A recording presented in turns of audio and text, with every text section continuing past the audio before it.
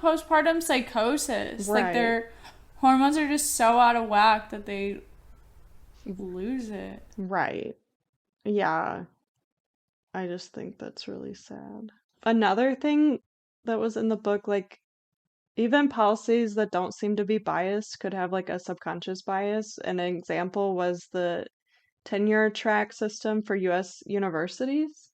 So like apparently to get tenure, you have 7 years, I guess, to receive tenure after getting your first academic job or you're fired. Um, but this is biased against women who want to have children because the years between completing a PhD and receiving tenure is years like typically 30 to 40 years old, which is when you're trying to have a child or raise children.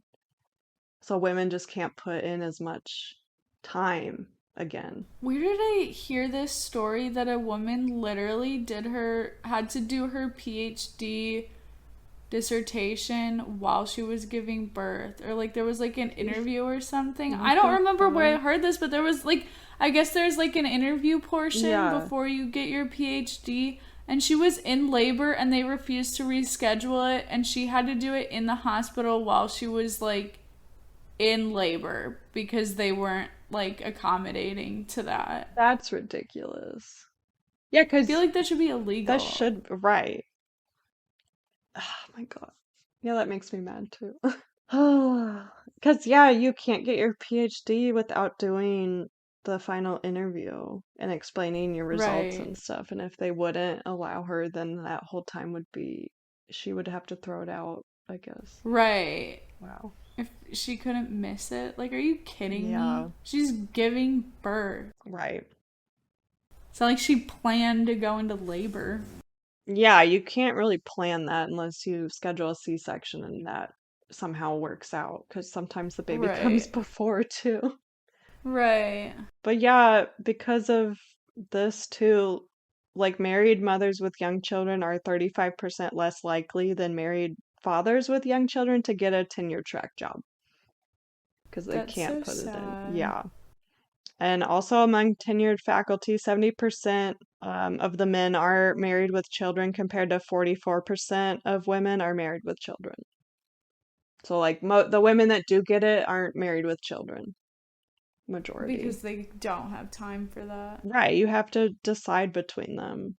Like, this is why I think, like, because we've seen like a baby bust kind of all around the world lately. Yeah, they wonder why. Right, this is why. Like, women have to choose between a career and children typically.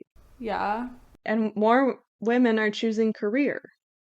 And also financial stability. Yes, that's Children true are too. so expensive. Like, maybe make the cost of living more reasonable or pay better wages if you Yeah, think someone's gonna support a child or an extra one or two or however many people.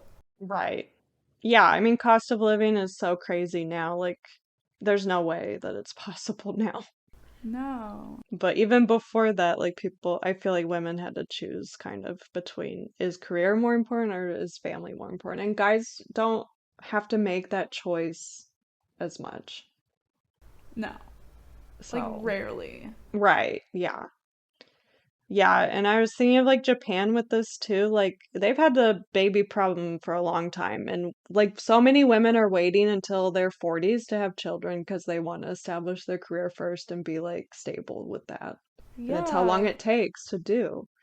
So people are just gonna have children later and later in life. Oh my god. Stressful. Yeah. But I feel like that kind of leads to, I feel like there's a myth of meritocracy where you think like the best person will get the job, but really that's not true at all. No. And like regardless if it's men or women, it's definitely who you know and your connections, but women Yeah. too have like a harder time because I feel like there are blind biases that people just don't recognize they still have. Yeah. Um, and an example is the New York Philharmonic Orchestra, which in the early 1970s started doing blind auditions due to a lawsuit. So they started blind auditioning, and like before that, basically they had 0% female musicians. And like within a decade of doing the blind auditions, there was 10%.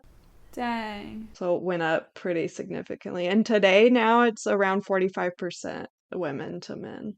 Wow. So, like, just taking out that you see it's a woman or a man did a lot. Yeah, that's sad. Yeah. Examples there was an analysis of tech company performance reviews in 2014 for US based companies.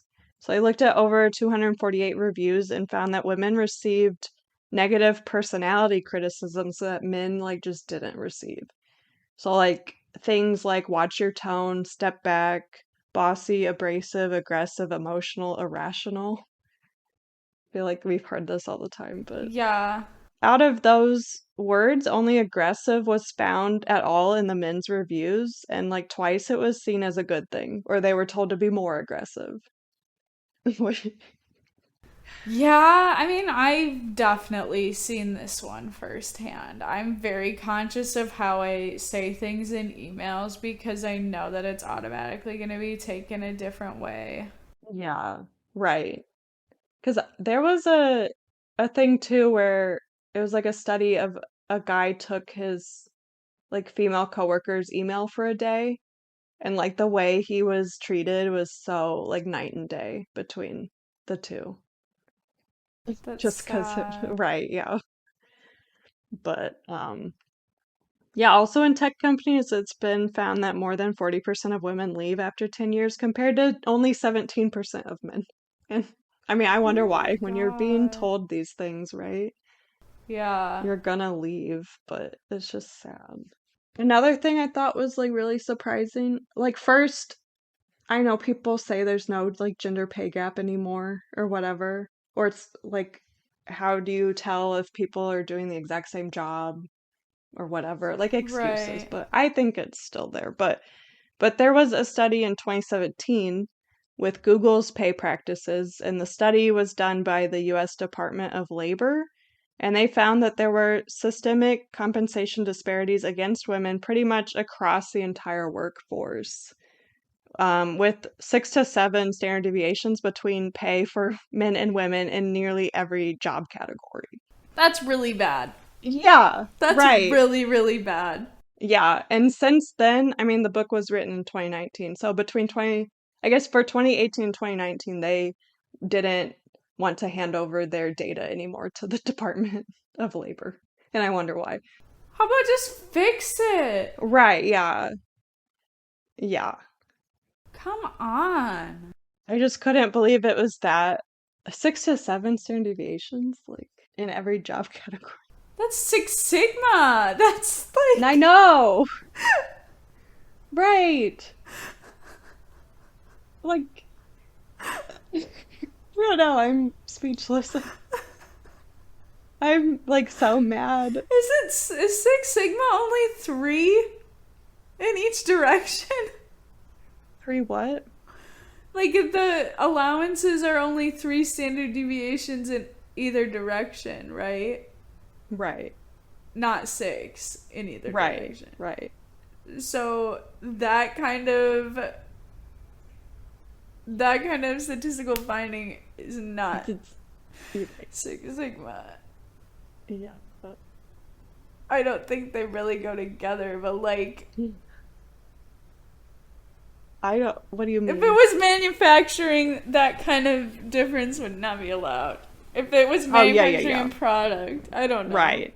Yeah, if it was a product, that would be throw it out every single time. Yeah. Yeah. I don't know, but I just couldn't believe it was pretty much across the board too, regardless of what your job was. But moving on from that to we're talking about one size fits all. We kind of talked about that. So this Huh. gets into the hands and stuff. So one size fits all really means one size fits the average man, Dumb. because that's what it's based on. But yeah, like I mean that's something I don't really think about much because I think I'm so tall that I am like more similar to the average man. I mean, I'm taller than the average man. The average man is 5'8", Right. but like my hands are more comparable to what the average tool is made for or whatever. Yeah. But yeah, there's plenty of data showing that like women's hands on average are smaller than men's, and yet tools and equipment are largely based off a man's hand, like the average man's hand. One example from the book is a piano, which I've never really thought much of, but like the octaves on a standard keyboard are 7.4 inches across, which most female hands are between 7 and 8 inches across. So, like, if you're 7 inches, you're not even going to be able to span an octave Right. on a normal keyboard. But yeah, the typical 48-inch keyboard was found to disadvantage 87% of female pianists because of their hand size. I believe it. You could just make a smaller piano. I don't understand. Right. Aren't there other sizes, I guess, but they're rare. Yeah. And I Like, think the keys are pretty standard sizing, aren't yeah, they? I think so. Yeah, a study done in 2015, which compared hand spans of 473 adult pianists to their level of acclaim, found that all 12 of the pianists considered to be of international renown had hand spans of 8.8 inches or more. So that's outside of the average female's hand span. Oh my god. Yeah. Like another example is the size of smartphones. Like I feel like smartphones are just getting bigger and bigger, but female hands aren't that big I opt for the biggest iPhone, but yeah, for the I screen. can't. It doesn't fit in my hand. Right. Yeah. Well, apparently this could impact the health of the user. You're gonna So, give me carpal tunnel. well, yeah, I think so. I drop it a lot more. Oh, yeah. It's less stable. And then Yeah. you damage it and then you have to pay more or whatever. And I don't know. But I guess most studies like don't disaggregate data by sex or gender, but those that do found a statistically significant gender difference in the impact of phone size and your overall arm health as you age. And the weight of it too. Yeah, it They is didn't starting even to weigh talk more about too. that, but yeah, they're like 5 pounds for me versus 5 pounds for Mark is very Right. different. Yes, that's true too. Well, so the next thing I wanted to talk about, like there's largely a lot of data on women's bodies that are missing, like in order to make things safer for women, because men are the default in like studies of health and wellness. So this could get into like the hormones and stuff too, but um the first example though was like commonly used chemicals like have a reference for what is safe, and most of that is based on male traits. So like men, I know. yeah, like men and women have different immune systems, different hormones, obviously, hormone levels. Women tend to be smaller than men on average, and so like less body weight, so then chemicals could affect you more. Women typically have thinner skin, so if it gets on your skin, it could permeate more than is studied. Women also typically have more body fat, which some chemicals accumulate in fats. Yeah, a lot of them do. Right. But still, like, safe levels are determined by men as the default, and also are determined by a one-time exposure for what's safe. Which, like, women are more often exposed to many different chemicals within a day. So, like, an example is like if you work in a nail salon, it's most likely women are a majority working at nail Yeah, salons. And so you're exposed to that throughout the whole day, 8 hours a day, to all these chemicals and all different chemicals at a nail salon, like nail right. polish remover, disinfectants, adhesives. Yeah, acrylic, Right, gel, like that stuff is noxious. right, yeah. Yeah, and you're inhaling it too, which most chemicals for safe levels is skin exposure, not inhalant. So that there's not really any studies on that. And also, because women do majority of the household labor, they are exposed to cleaning chemicals once they get home after this. So it's all these chemicals mixing too, and there's no data on how this affects you. Oh my god. And like Yeah, like this could increase your likelihood of like a miscarriage, cancers. Some have said like